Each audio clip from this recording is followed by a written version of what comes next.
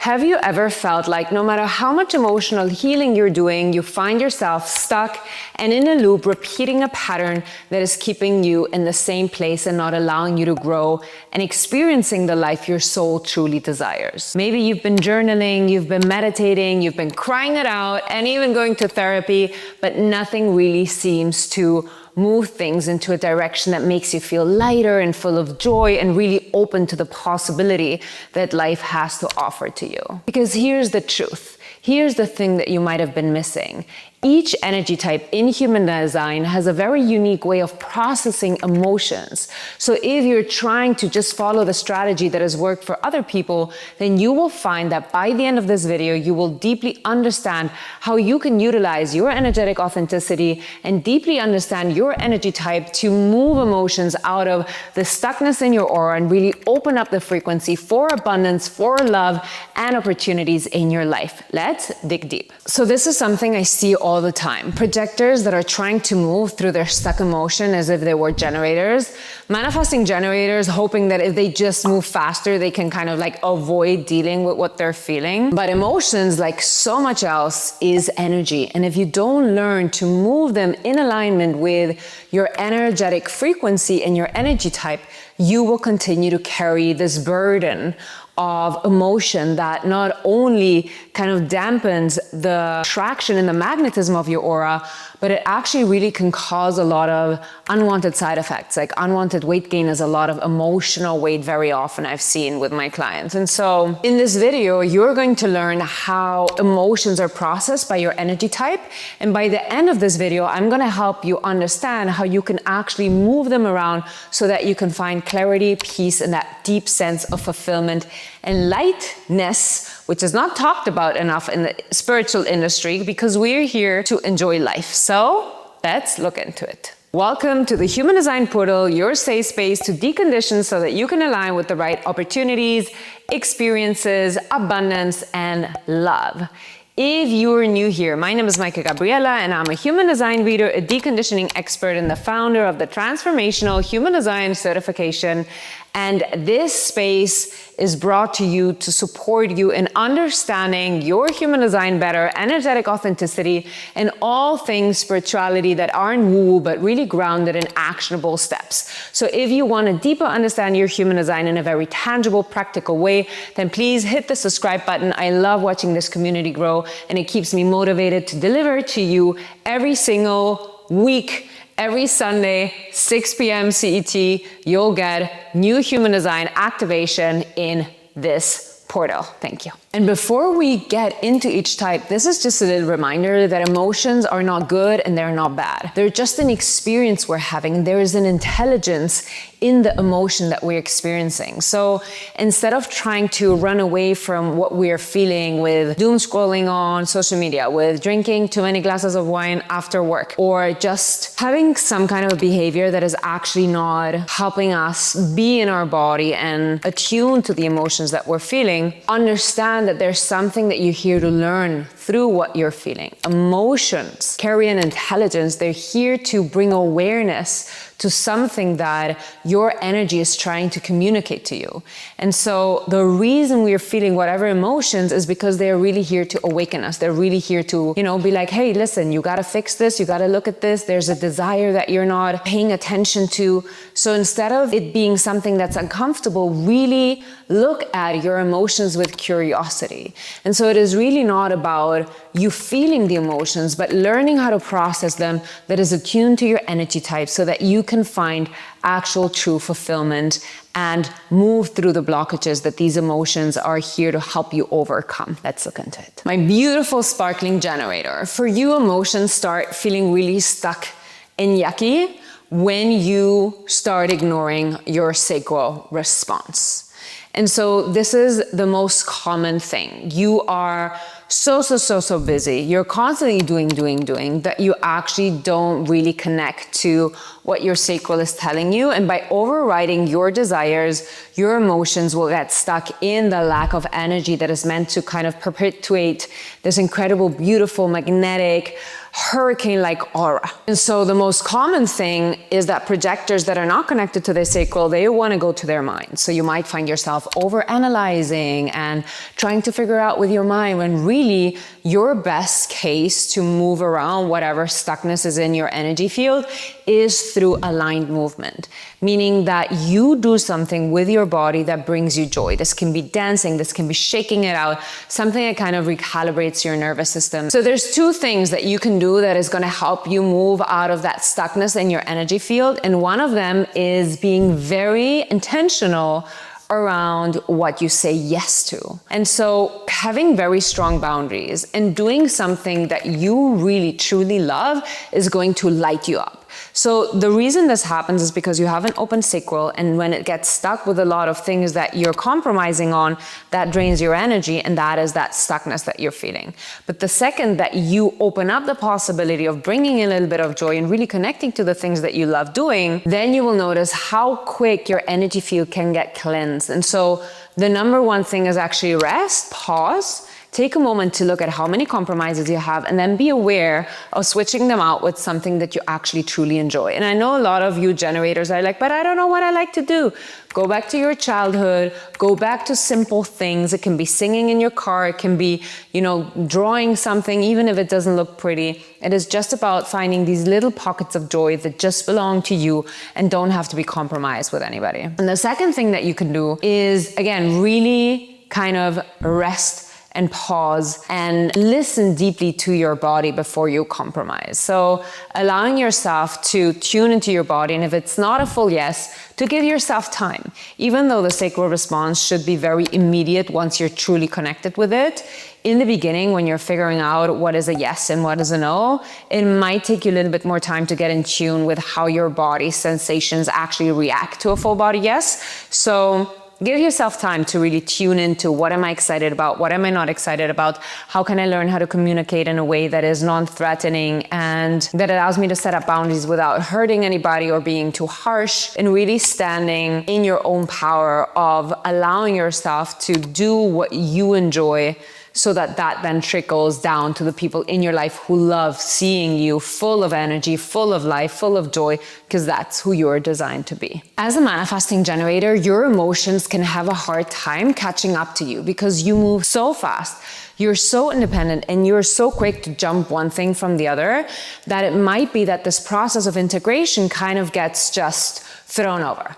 And then your emotions are spinning in a loop in the back, just being like, when do we get a chance to be heard? And you're just like, no, I gotta fight the system. I gotta break down the patterns. I gotta walk the path that no one's ever walked before. Like, I don't have time to deal with my emotions. And this is something that I've seen a lot. I think manifesting generators, especially females, and if you have an emotional authority, there's an extra layer to it, but really struggle with weight when it comes to their emotional processing. And so you can get so caught up in the speed of the things that you're doing that you just continue to hold on and you continue to hold on and you continue to hold on. And so having a very grounded practice in which you can just take a pause, rest your nervous system, and allow what you've been through and what you've conquered and what you've just assimilated also in terms of like new ideas and new lessons and new, adventures that you've just been through, to really give yourself some intentional time to listen, honor, and ground that emotion that is trying to teach you something. And so what happens if you don't is that you will just get heavy. And I don't mean physically, I mean energetically. Those emotions are gonna stick onto you, which can look like emotional, unwanted weight gain, but it can just be energetically, and so they will slow you down. So if you're a manifesting generator who feels that they're not pivoting fast enough, or that the lessons that they're learning are not quick enough, or that they feel a bit stuck, or that you feel like the dynamics of being a manifesting generator are a bit off, that you feel a bit more like the slower energy, and it might be because you have too much emotions that are clinging onto your aura and your frequency and are kind of like holding you back and keeping you slow and mellow and not like able to pivot at the speed that maybe your mind really desires or your heart really desires. Like, really tune into your body and figure out how much of the energy that you're carrying is actually yours, how much are unprocessed emotions, and find a practice that allows you to really tune into that. We have the Soft Power Club where you have personalized meditations for your energy type on there that are there for that reason, so that you can create a space and a ritual and an altar to yourself and your own desires. But you can do anything that works for you to really just take a deep breath, allow the feelings to be felt, and the lessons and learnings from these incredible things that you're going through and exploring to be integrated deeply in your cellular experience. As a projector, because you have this focused, penetrating aura, you're constantly absorbing everybody else's emotions. Not only about emotions, because that is specific to the solar plexus, but you're like constantly just absorbing everybody else's shit. And this is something you can't change. There's a lot of comments that I always get, like, why do projectors are always so intertwined with others? Why are they only like getting validation through other people? Why? Because your purpose and your signature is success, and your success is deeply tied to the success of other people. There is no selfishness in the projector being. It is a constant, continuous, energetic stream of how can I help other people? And I know that it can be annoying, especially in a very, self-driven society where we're all just like wanting to have our personal brand and yada, yada, yada. There's something about the nobility of being a projector that it is really here to save other people's ass. I said it, okay? And so you might not like it, and it might get heavy, especially when you don't get that recognition. I actually think the problem is not that we see other people all the time and we know exactly what they need and all we want to do is help. That is not the problem. The problem is that we have not learned to value ourselves enough to wait for the invitation. And so we're hungry for love, we're hungry for affection, we're hungry for recognition, and then we get drained because we're giving everybody advice who doesn't want to hear it. The monetary fact: if you would get paid a bunch of money for your advice and helping others, you would not be bitter about being a projector that is here to support other people. I said what I said. Come for me in the comments. That's okay. Remember, I don't care what anybody says. I love you no matter what you say.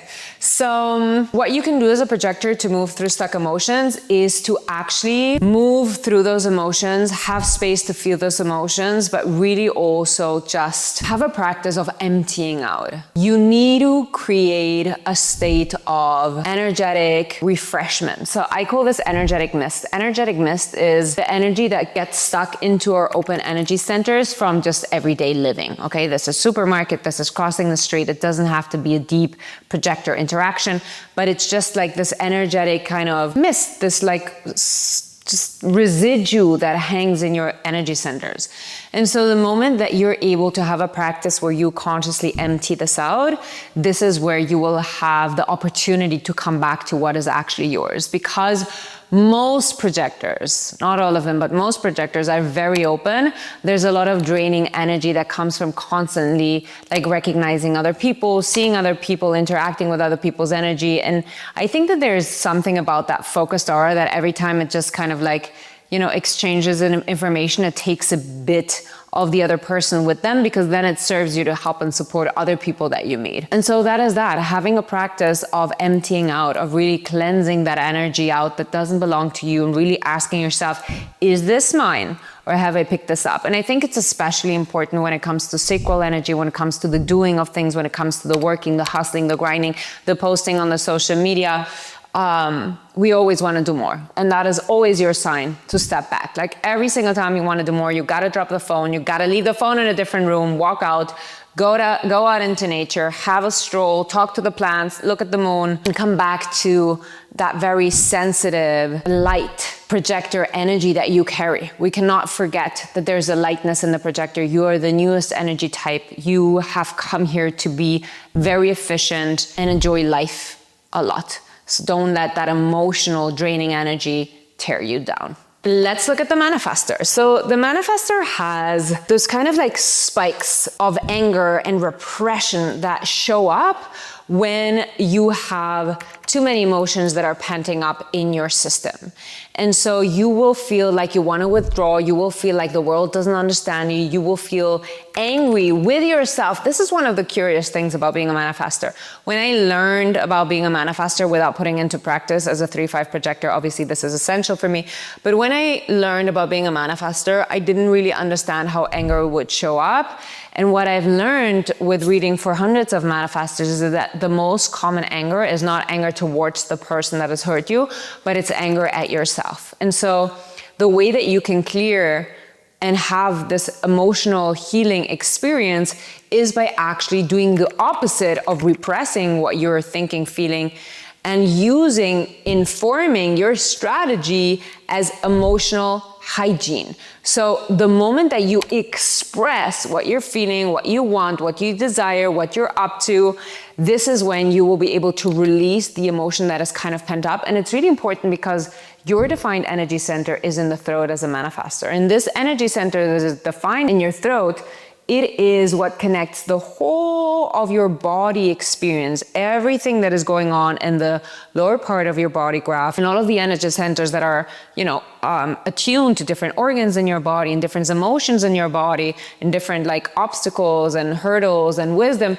They're all pent up in your throat, which will always be defined as a manifestor, and they're the door to communicate to the outside world. So if you want people to see what's going on inside you, and if you want to release the tension that is building up in your system, being very in tune with the pressure that you might feel in your throat. I have a lot of manifestor clients that when they repress and don't express their emotions, and by emotions, it doesn't necessarily have to be only solar plexus. It is really there's really bandwidth of just things that get repressed, that they have problems swallowing, that they feel they have a knot in their throat, that they have problems with their tonsils.